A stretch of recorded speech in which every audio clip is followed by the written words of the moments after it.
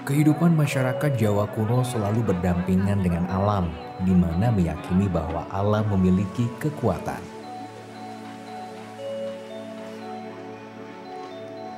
Mereka sadar bahwa alam menyediakan segala kebutuhan dalam kehidupannya, sehingga selayaknya mereka mensyukuri itu semua dengan berbagai tradisi upacara penghormatan terhadap alam semesta.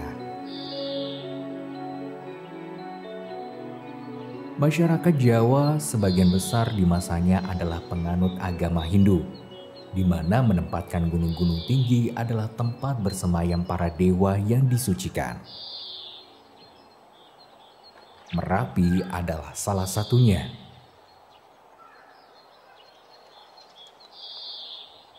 Kearifan masyarakat menggunakan semesta dalam kehidupan, seperti pedoman rasi bintang untuk bercocok tanam dan digunakan dalam sistem navigasi nelayan, pedoman musim, hari pasaran, dan lain sebagainya. Dalam ajaran leluhur Jawa, kehidupan diyakini terdiri dari unsur api atau dahono, tanah atau bantolo, air atau tirto, angin atau maruto, dan akasa atau eter.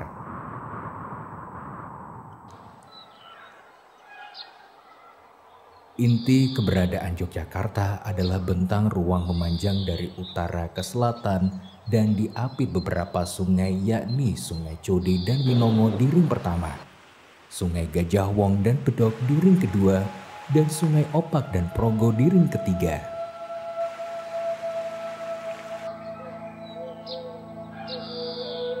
Dengan dasar-dasar inilah Pangeran Mangkubumi membangun Yogyakarta.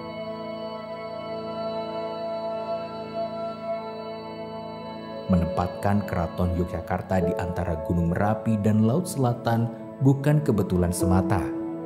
Juga posisi keraton yang menghadap ke utara memiliki makna khusus sesuai konsep kosmologi Jawa.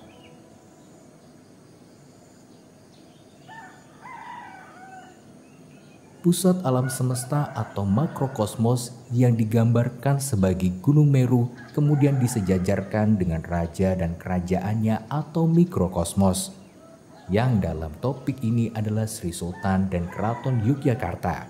Konsep pensejajaran inilah yang disebut sebagai konsep kosmologi.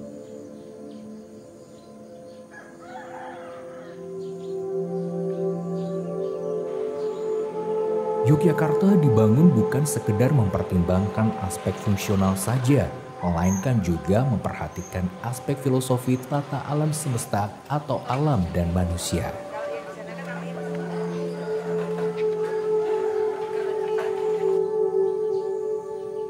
Tata ruang ini tervisualisasikan dalam wujud Gunung Merapi, keraton, Laut Selatan yang menggambarkan sumbu imajiner yang selaras dengan konsep Trihita Karana dan Triangga atau Parahyangan, Pawongan, Palemahan atau Hulu, Tengah, Hilir.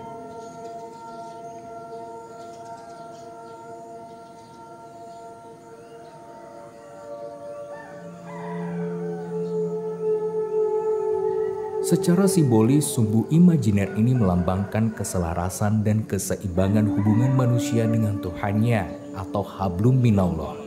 Manusia dengan manusia, hablum minannas, manusia dengan alam.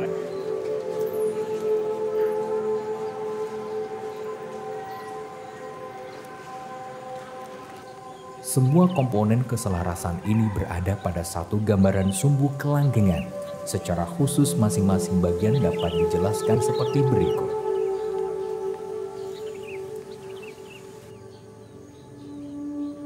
Gunung Merapi.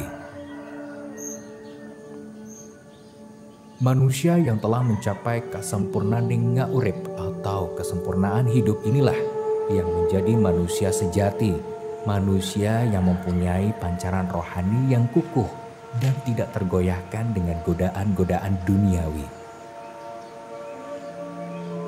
Kondisi kokoh atau pikukuh ini disimbolkan sebagai kokohnya Gunung Merapi yang menjulang tinggi, sebagai akhir dari garis lurus yang dicapai oleh manusia dalam garis kelanggengan.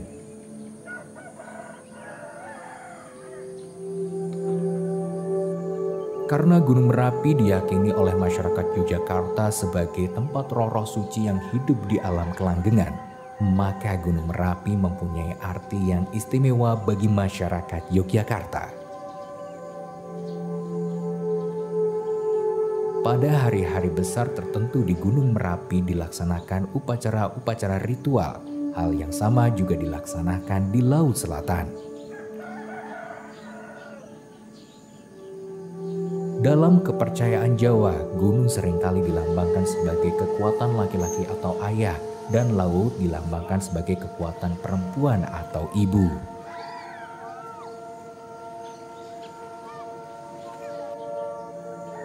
Panggung Krapyak Keraton Tugu.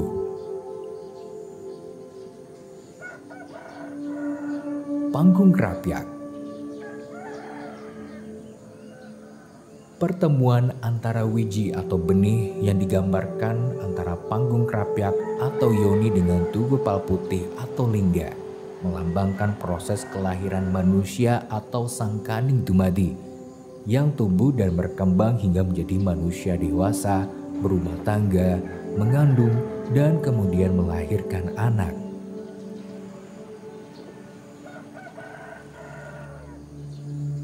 Perjalanan sang kaning dumadi secara simbolis terlihat dari beberapa vegetasi dan tata ruang dari panggung krapyak sejalan lurus menuju Keraton Yogyakarta. Pohon asem melambangkan wajah atau rupa seorang anak yang nengsemake atau menarik. Pohon tanjung merupakan lambang bahwa seorang anak selalu disanjung-sanjung oleh ayah dan ibunya.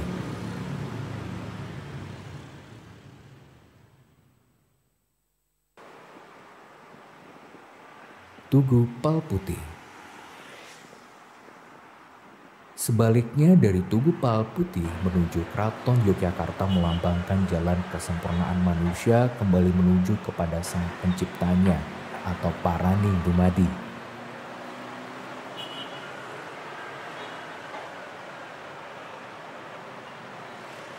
Hal ini terlihat dari nama jalan yang disematkan dari Tugu Palputih hingga menuju Keraton Yogyakarta.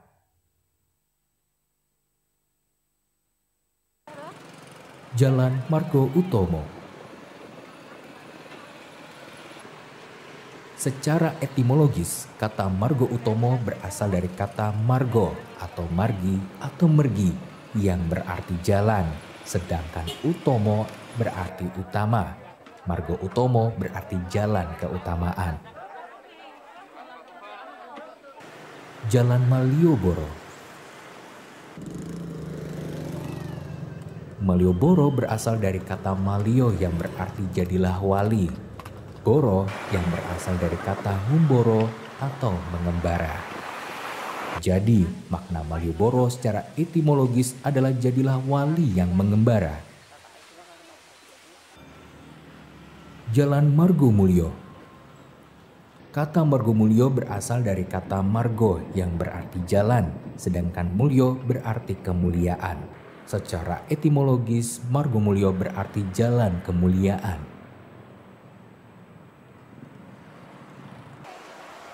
Pasar Bringharjo.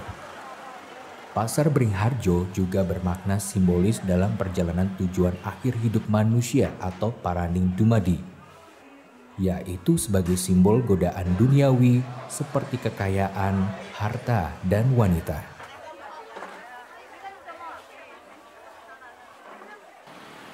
Jalan Pangurakan. Kata pangurakan berarti menolak, membuang, mengusir. Secara filosofis, pangurakan berarti melepaskan hawa nafsu yang berhubungan dengan keduniawian.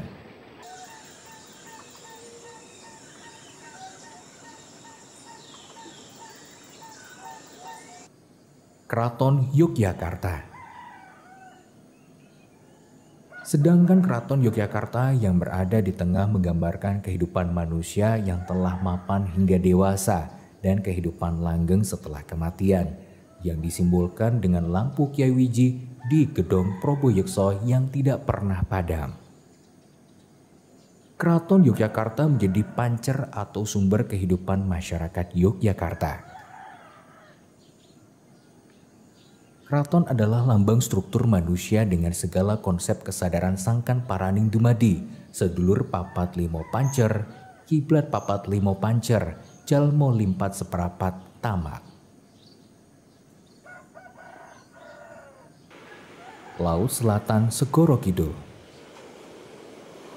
Sebagai bagian dari sumbu imajiner, Laut Selatan mempunyai makna dan arti istimewa bagi masyarakat Yogyakarta, yaitu istana atau keraton Kanjeng Ratu Kidul penguasa Laut Selatan.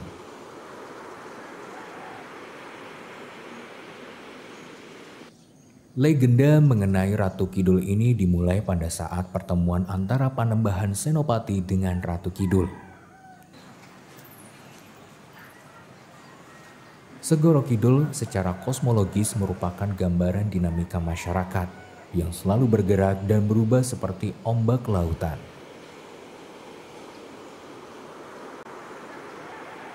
Untuk menyelami dan mengetahui gerak dinamika masyarakat tersebut, seorang raja harus berhubungan dengan masyarakatnya.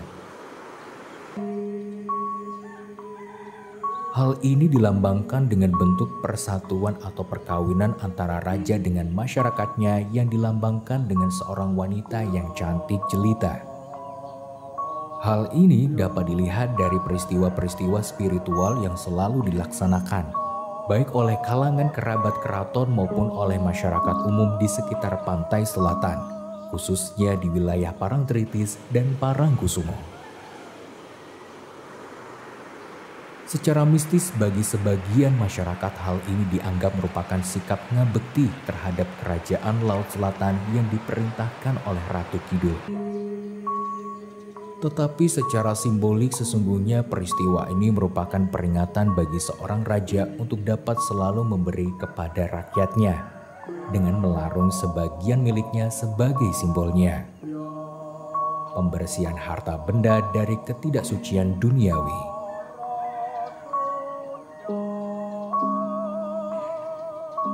Laut Selatan bagi masyarakat Yogyakarta mempunyai arti simbolik kehidupan manusia. Laut mempunyai makna kosmologi sebagai suatu tempat yang amat luas dan merupakan gelombang dan dinamika masyarakat. Masyarakat adalah tempat manusia secara individual untuk ngangsu kaweruh atau mencari ilmu.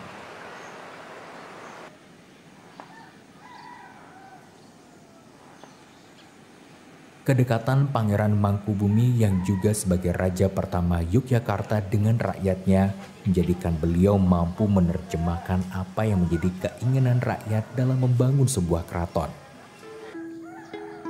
Gagasan Sultan Hamengkubuwono I mendirikan keraton pada tahun 1755 sebagai cikal bakal penataan kota Yogyakarta tidak bisa dipisahkan dari arsitektur keraton Yogyakarta yang terinspirasi langsung dari apa yang terjadi di dalam kehidupan masyarakat Jawa. Manusia sebagai aspek penting dalam kebudayaan Jawa tidak terlepas dari proses daur hidupnya, yakni kelahiran atau sangkan, pernikahan atau kedewasaan, dan kematian atau paran yang tergambarkan dalam aspek sangkan paraning dumadi atau asal dan tujuan dari ada. Aspek-aspek nilai filosofis yang terkandung dalam garis imajiner dan sumbu filosofi Yogyakarta ini secara nyata terinspirasi dari kehidupan masyarakat Yogyakarta sejak zaman dahulu kala yang merawat, memelihara, dan menjaga tradisi dan budaya untuk tetap lestari sepanjang masa. Hamemayu Hayuni Bawono. Halo Halo, apa kabar semuanya? Bahagia sekali kesempatan kali ini kita kembali dapat menyapa Anda semua pemirsa di program Bincang hari ini. Dan kali ini ada saya Isya Dewi yang menemani Anda semuanya.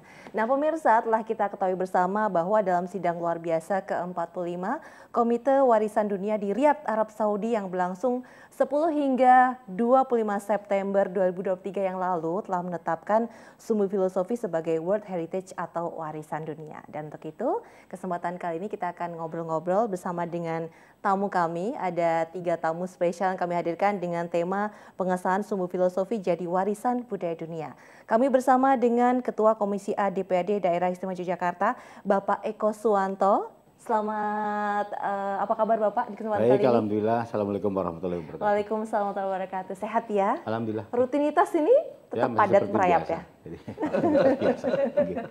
Baik, dan di samping beliau juga kami bersama dengan Kepala Dinas Kebudayaan Kundo Kabudayan, ada Ibu Dian Laksmi Pratiwi, SSMA. Kabarnya sehat Ibu Dian ya? Sehat, Alhamdulillah. Assalamualaikum warahmatullahi wabarakatuh. Waalaikumsalam warahmatullahi wabarakatuh. Oleh-olehnya dari Arab Saudi luar biasa nih Bu ya. Ya, siap. Yang ditunggu-tunggu juga ini selama bertahun-tahun akhirnya final juga ditetapkan. Dan juga kami bersama dengan seorang akademisi dari UGM. Beliau juga Ketua Dewan Kebudayaan, ada Prof. Bobi panggilan akrabnya.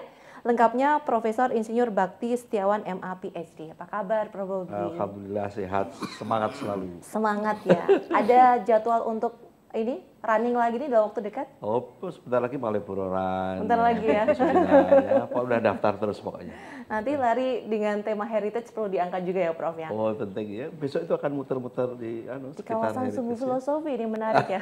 Iya, Baik, sebelum kita berbicara lebih lanjut mengenai pengesahan Sumbu Filosofi, saya ingin ke Pak Eko dulu. Ini tentunya sangat penting juga ini bagi masyarakat untuk mengetahui bagaimana tanggapan Bapak sebagai anggota Dewan juga dengan penetapan Sumbu Filosofi ini Pak. Ya, pertama terima kasih ya kerja keras gubernur, kerja keras masyarakat. Pada akhirnya Sumbu Filosofi menjadi salah satu yang ditetapkan sebagai warisan dunia. Ini satu hal yang tentu saja membanggakan ya, dan untuk itu selamat, dan harapan kita ke depan tentunya tidak cukup hanya pada penetapan ini, tapi bagaimana kemudian Sumbu Filosofi ini sekaligus disertai dengan kawasan strategis yang lain, karena ini gini, jadi membaca Sumbu Filosofi ini adalah bagian dari satu kesatuan ruang strategis yang ada di DIY, karena ada 18 ruang strategis itu yang harus menjadikan 3 pusat menurut saya.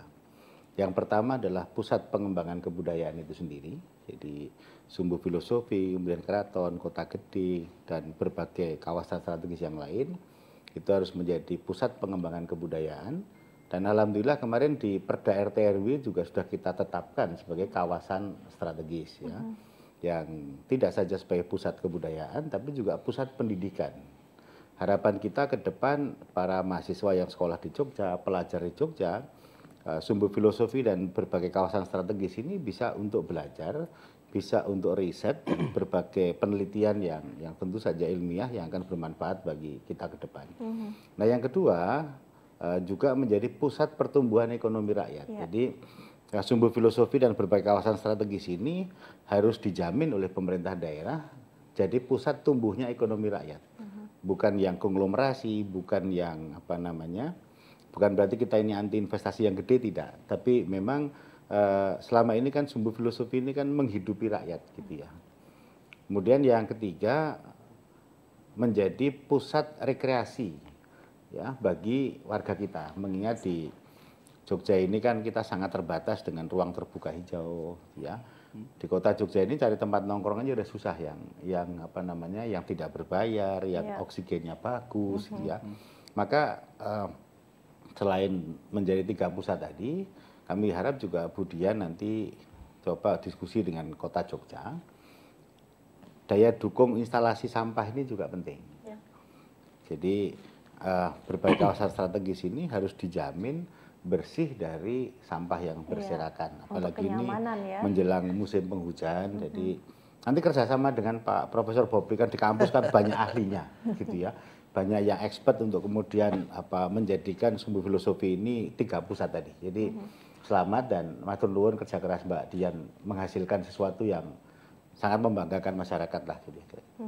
Saya kemudian beralih dari Pak Eko ke Bu Dian. Kalau kemarin di Riyadh sudah ditetapkan, lalu setelah ini apa yang harus segera dilakukan jadi fokusnya nih Bu Dian?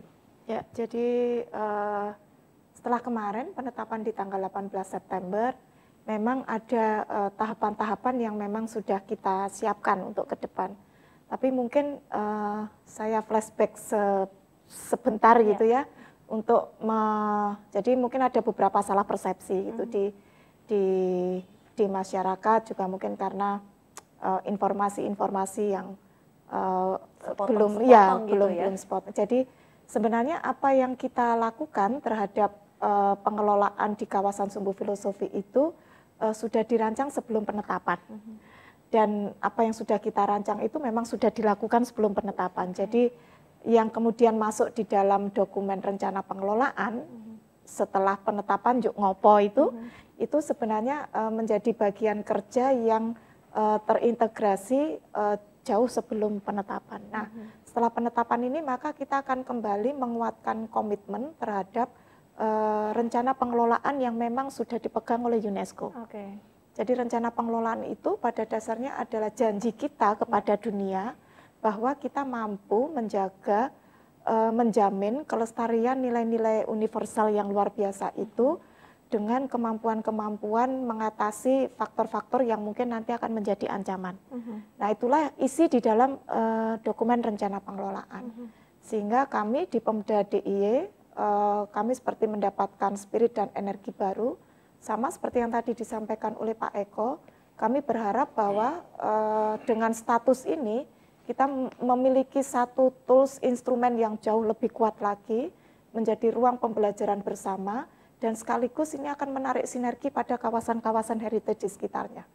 Cara pengelolaan dengan standar internasional akan menjadi satu pembelajaran yang bagus, proses ke depan, bagaimana kita mengelola secara keseluruhan kawasan-kawasan dan bagaimana pemanfaatan Sumbu Filosofi itu juga berdampak pada keluar ya, kawasan di luar. Itu yang kita maksud dengan konsep mandala. Jadi bagaimana satu sumbu kemudian bisa memutar gerakan pada kawasan-kawasan di sekitarnya.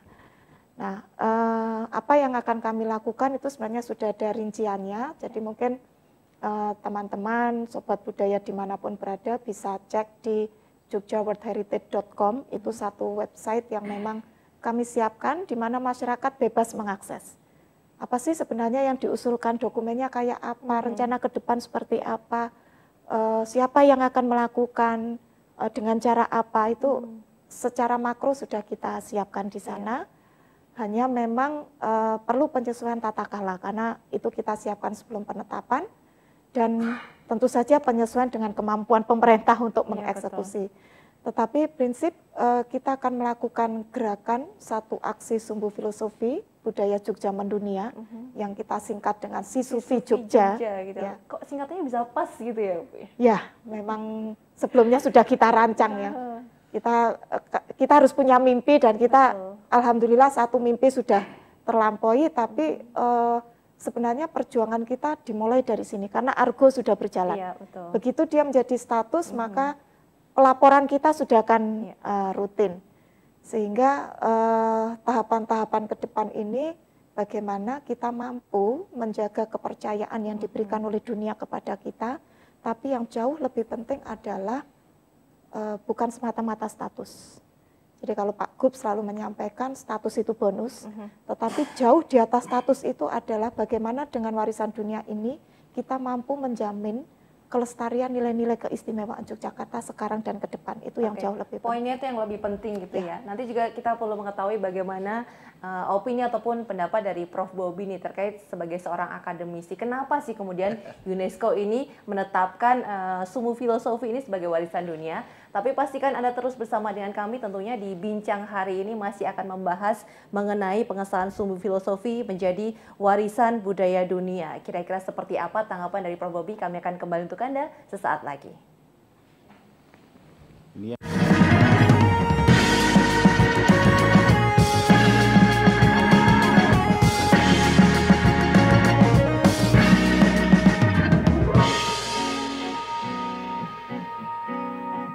Baik, selamat bergabung kembali bersama kami dalam bincang hari ini. Tentunya masih kami lanjutkan perbincangan mengenai pengesahan Sumbu Filosofi jadi warisan budaya dunia. Kira-kira kita sebagai masyarakat yang ada di Yogyakarta dan sekitarnya juga harus seperti apa setelah ada penetapan ini? Apakah Anda sudah paham juga dengan Sumbu Filosofi? Makanya simak terus perbincangan yang kami lakukan di kesempatan kali ini. Prof Bobby, ini kira-kira kalau dari pandangan Prof sendiri, kenapa kemudian UNESCO ini menetapkan Sumbu Filosofi sebagai warisan dunia, Prof? Pertama saya kira ini menarik karena menunjukkan kontribusi pengetahuan perencanaan kota dari Jogja pada dunia. Ya. Dan mungkin nilai pentingnya Sumbu Filosofi dalam konteks teori perencanaan dunia adalah bahwa merencanakan kota itu tidak hanya aspek-aspek fungsional saja ya Pak Eko Budian, tapi ada filosofi mendasar, Mayuning Bawono, Sangkan Parening Dumadi, Manunggaling Kaulolan Gusti dan sebagainya, itu adalah prinsip-prinsip luar biasa yang bisa menjadi semacam guidance ya, pedoman bagi umat manusia ke arah mana hidup ini. Ini kan sesuatu yang luar biasa ya. Karena kita sudah banyak meminjam teori-teori dari barat tapi tidak punya nilai-nilai makna tentang kehidupan satu kota ya. Itu yang saya katakan, lalu konsepnya banyak di barat tapi lebih pada konsep-konsep yang fungsional semata. Nah, ini kan menata satu kota itu juga menata satu kehidupan ya. Jadi saya kira luar biasa kontribusi ilmu pengetahuan yang masyarakat Jogja juga boleh bangga karena kita pernah memberikan Pangeran Mangkubumi ya, terutama artinya kita sudah punya perencana dan arsitek yang luar biasa Pak Eko Budian ya.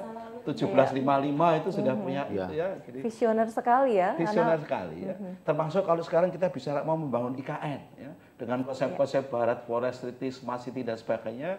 Saya ingatkan kita sudah pernah punya konsep yang juga berskala dunia. Jadi membangun kota-kota di Indonesia termasuk IKN jangan ahistoris ya. Justru juga belajar dari kota Yogyakarta ini. Misalnya kemarin saya sampaikan di Kongres Perencana se-Indonesia Budian ya, agar IKN tidak ahistoris, belajarlah dari pengalaman banyak panjang kota-kota di Indonesia termasuk Yogyakarta.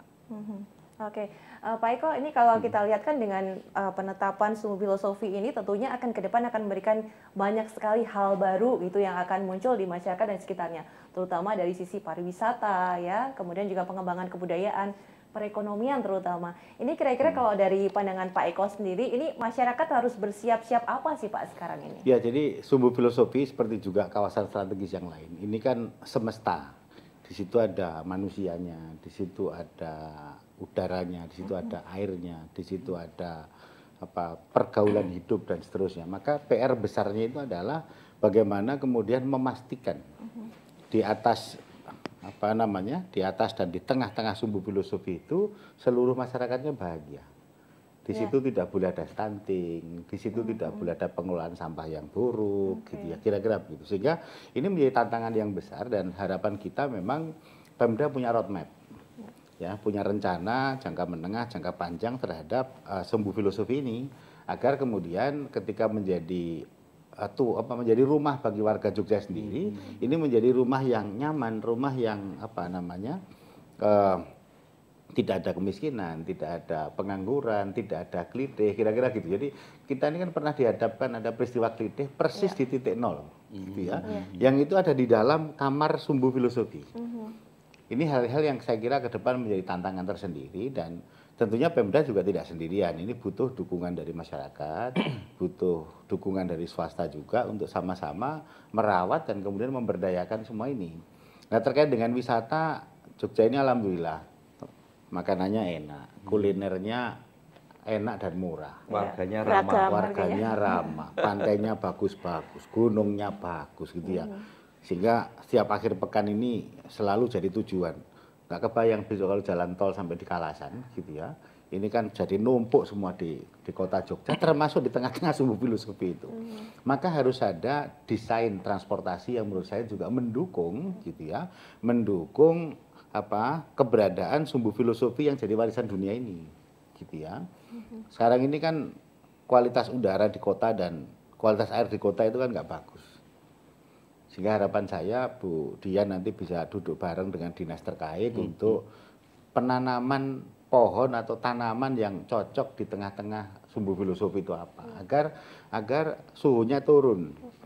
Kayak Surabaya itu kan zaman Bu Risma mampu ya menekan sampai 2 derajat Celcius misalnya.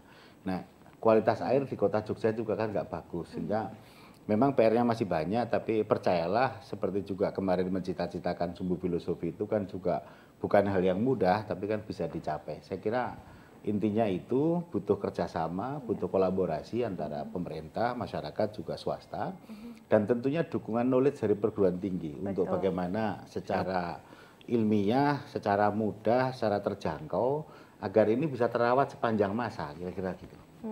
Ini berarti Bu Dian dan juga tim ini sudah japri ke berbagai pihak juga untuk bisa melaksanakan manajemen plan yang sudah diajukan sebelumnya ya Bu ya?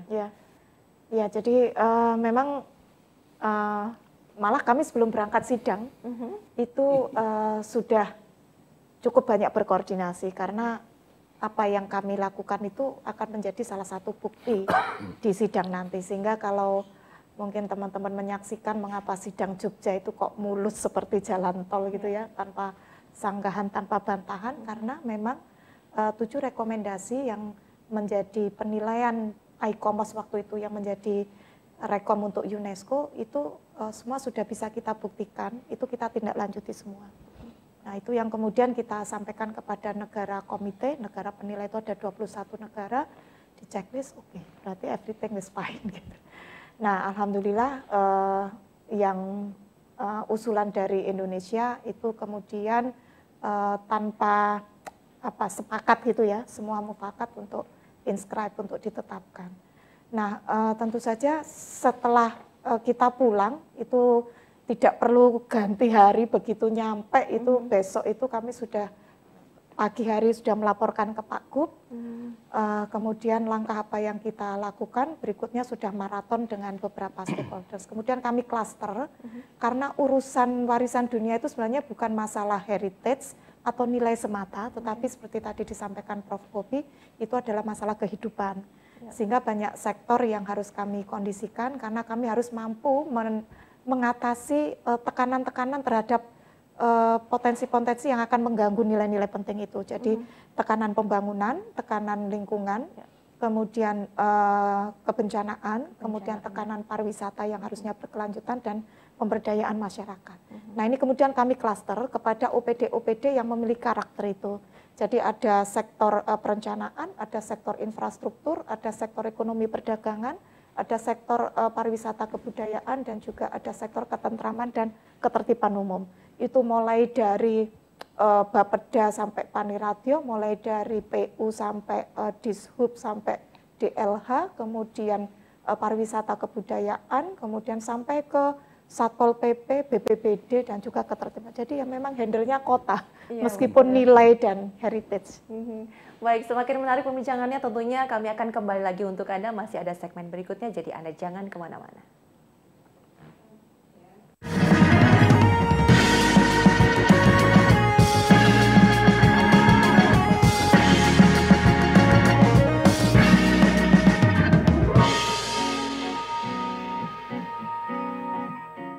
Baik, terima kasih Anda masih setia bergabung bersama dengan kami di Bincang hari ini. Akan kami lanjutkan kembali perbincangan. Tentunya saya masih bersama dengan ketiga narasumber kami. Ada Bapak Eko Suwanto, Ketua Komisi A DPRD Daerah Istimewa Yogyakarta. Kemudian juga Ibu Dian Laksmi Pratiwi SSMA, beliau Kepala Dinas Kebudayaan Kundo Kabutayan Daerah Istimewa Yogyakarta. Dan juga ada Prof. Bobi, Akademisi UGM dan juga Ketua Dewan Kebudayaan. Prof. Bobi, ini kira-kira kalau Prof. Bobi melihat tadi dengan yang disampaikan oleh Bu Dian juga akan ada beberapa resiko atau tantangan gitulah ya. Ini kira-kira apa nih kalau dari sudut pandang akademisi yang perlu disiapkan? Bisa dua kata sebenarnya. Satu tantangan, di sisi lain juga peluang. Peluang ya. Jadi mengelola tantangan dan peluang itu satu hal yang menarik ya. Tadi disampaikan Bu Dian, tekanan ke depan, Pak Eko juga menyampaikan kita harus siap menghadapi peluang sekaligus tantangan ke depan dari sisi pariwisata, dari sisi pembangunan ekonomi, kemungkinan bencana macam-macam, sehingga Pak Eko menyebutkan roadmap ya. Kesiapsiagaan memitigasi berbagai tekanan itu penting, dan mungkin yang penting juga masyarakat paham sumbu filosofi kan dibagi menjadi 3 ya Bu, yang intinya sendiri, yang buffer zone-nya, yang wider setting. Nah, tekanan itu yang seringkali kita lupa adalah justru ada pada buffer zone dan wider setting yang Pak Eko katakan seluruh kawasan strategis yang yang di Jogja ini kan sampai mulai dari Sungai Winongo sampai Sungai Code ya, itu yang tekanannya besar. Kalau sumbu filosofi intinya ya Budian, karena sebagian besar propertinya adalah bangunan-bangunan milik keraton, mungkin lebih mudah dikelola, dimitigasi. Yang luar itu ya. Dan inilah yang Pak Eko tadi mengingatkan, kesertaan masyarakat dan sektor swasta penting. Karena memiliki properti di wider setting buffer zone kan masyarakat dan swasta ya. Kalau dimiliki pemerintah gampang. Ini misalnya lalu benar Pak Eko ke depan dikembangkan satu kolaborasi dan itu sudah direspon oleh Budian ya. Ada badan sumbu filosofi dan sebagainya, ada roadmap-nya, ada klasternya. Ya sudah, sekarang tinggal gemrekahnya ini gumrekahnya ya Pak Eko. Karena manajemen plan itu janji yang nanti akan sesuatu secara komitmen yang sudah disampaikan dulu gitu. Dan akan dicek terus ya Budian oleh UNESCO ya. Bagian dari cek. Itu kalau kemudian misalnya pada saat cross check kita nggak minta ya, tapi bagaimana sih caranya untuk bisa mempertahankan komitmen itu tetap bisa berjalan sesuai yang diajukan dulu, Bu? Ya, memang ada turunan ya, ada instrumen tools turunannya, kami menyebutnya indikator monitoring, itu hampir sama seperti RPJMD gitu ya. Jadi ada baseline-nya, ada tahun depan ngapain, berikutnya ngapain jangka pendek. Mengerjakan apa, siapa, jangka menengah, jangka panjang kayak gitu. Nah nanti itu yang akan menjadi bagian dari checklist. Tapi ada penyesuaian-penyesuaian di dalam, karena semua itu juga tergantung pada kemampuan finansial dan lain-lain. Tetapi konsep besarnya itu harus tersentuh gitu ya di semua klaster itu sudah ada. Dan sekarang kami sedang berembuk maraton ini, jadi nggak pernah berhenti karena kami sedang menyiapkan satu MOU dan juga yang akan diturunkan pada perjanjian kerjasama antar 5 pihak. Jadi antara Kemdikbudristek selaku pengampu kewenangan kebijakan teknis warisan dunia di Indonesia, kemudian Pemda DIY, Pemkot Yogyakarta, Pemkab Bantul dan juga Keraton. Nah itu nanti diturunkan dalam PKS, kemudian termasuk pada legalitas dasar dokumen ini supaya aman dan nyaman semua bagi penganggaran. Jadi kami menyiapkan juga draft rancangan pergub terkait dengan dokumen manajemen plan sehingga bisa menjadi acuan bersama. Karena ya itu janji kita kalau nanti kowar kan bisa-bisa nanti seperti Borobudur dicaki lagi gitu ya. Nah nanti ada banyak hal ya. Tahapan-tahapan kalau sudah menjadi status warisan dunia, memang kalau kemudian kita terbukti tidak bisa mampu menjaga, ya lama-lama masuk dalam rumah endangered list. Jadi ada, itu ada sidangnya, tapi ada bertahap. Ketika kita tidak mampu membuktikan janji-janji kita, nah pada satu titik ya bisa saja keluar, dicabut. Tapi kalau melihat dari sidang kemarin dengan betapa mulusnya, alhamdulillah gitu ya, dari sumbu filosofi diajukan dengan tanpa ada bantahan langsung mufakat, itu berarti memang persiapannya memang sudah sangat matang Ibu ya? Ya, persiapannya sudah bertahun-tahun, belasan tahun. Ya kita tidak melihatnya 2-3 tahun terakhir, saya melihatnya sudah sejak sebelum 2014. Ya.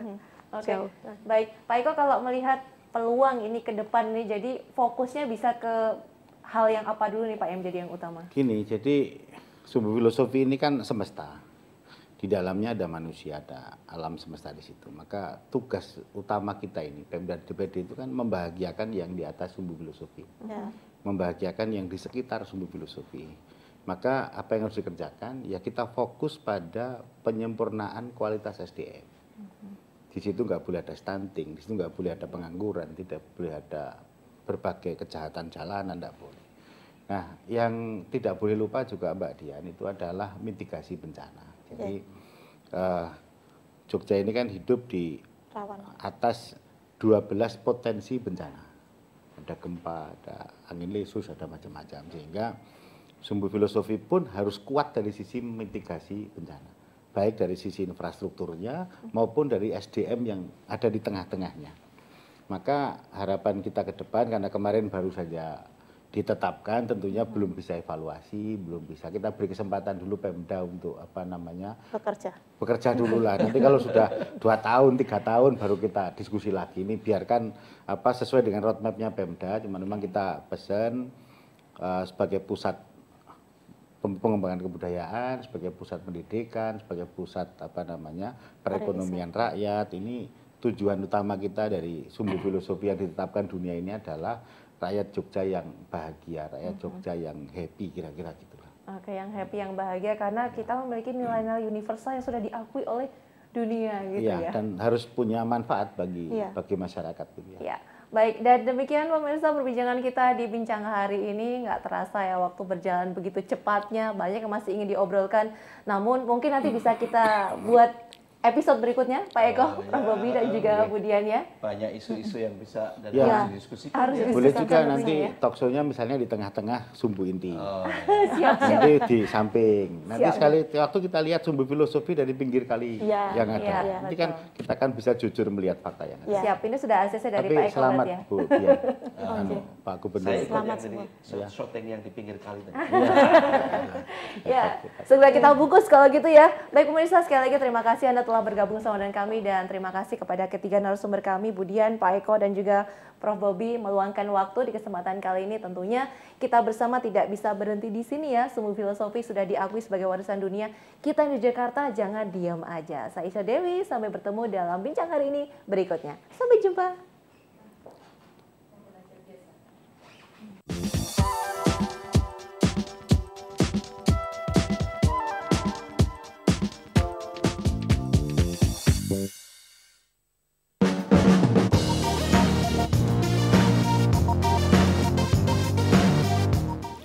Mengarungi jeramnya Sungai Progo, para peserta rafting yang sebagian besar masih merupakan tahap pemula ini menempuh perjalanan sepanjang 10 km untuk menyusuri indahnya Sungai Progo Atas yang berada di kawasan Magelang. Selama 1 jam menyusuri terjalnya Sungai Progo Atas, para peserta tampak bercengkrama antara satu sama lain. Tak ada rasa takut di wajah mereka, karena perjalanan arung jeram ini ditemani oleh para pemandu ahli dari Kalingkale, selaku operator penyelenggara arung jeram.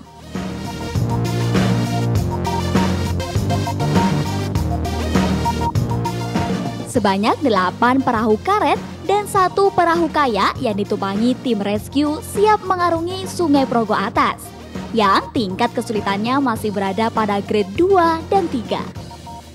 Setiap perahu didampingi oleh 2 orang skipper yang selalu memberi arahan kepada peserta ketika mendayung perahu.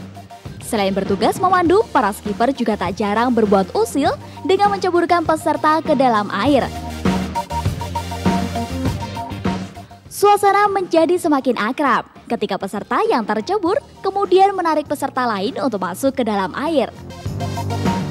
Debit air Sungai Progo pada bulan Desember ini masih terhitung kecil, sehingga kegiatan pengarungan cukup santai. Bahkan beberapa kali rombongan harus mengantri melewati jeram yang sempit. Tak jarang pula perahu-perahu tersangkut pada jeram yang dangkal, sehingga antara perahu yang satu dengan yang lain harus saling membantu mendorong dengan cara menabrakkan diri mereka.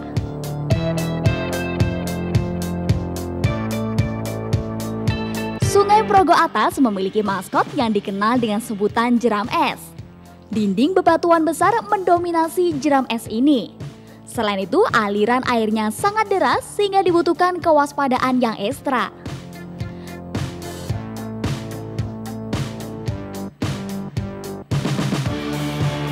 Setelah berhasil melewati jeram es, peserta mendarat sejenak di rest area untuk beristirahat sambil menikmati snack yang telah disediakan oleh panitia. Sampai di tempat ini, peserta baru melakukan separuh perjalanan menyusuri Sungai Progo Atas. Perjalanan siap dilanjutkan setelah istirahat dirasa cukup. Arung jeram Sungai Progo terbagi dalam beberapa jalur. Sungai Progo Bawah yang memiliki grade 4-5 medannya cukup sulit, sehingga cocok bagi peserta yang sudah ahli.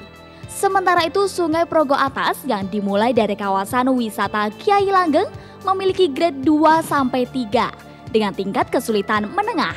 Jalur ini cocok bagi pemula sehingga selalu ramai didatangi oleh wisatawan. Selain itu, di atas Sungai Progo Atas masih terdapat 1 jalur lagi, yakni jalur Progo Kandangan. Namun jalur ini masih belum dapat dicoba oleh wisatawan mengingat lokasi start yang lebih jauh dan debit air yang hanya tersedia ketika musim hujan saja.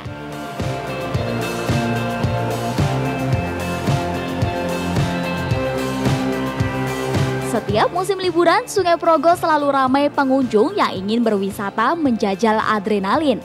Seiring meningkatnya jumlah peminat arung jeram, maka jumlah operator arung jeram pun juga bertambah.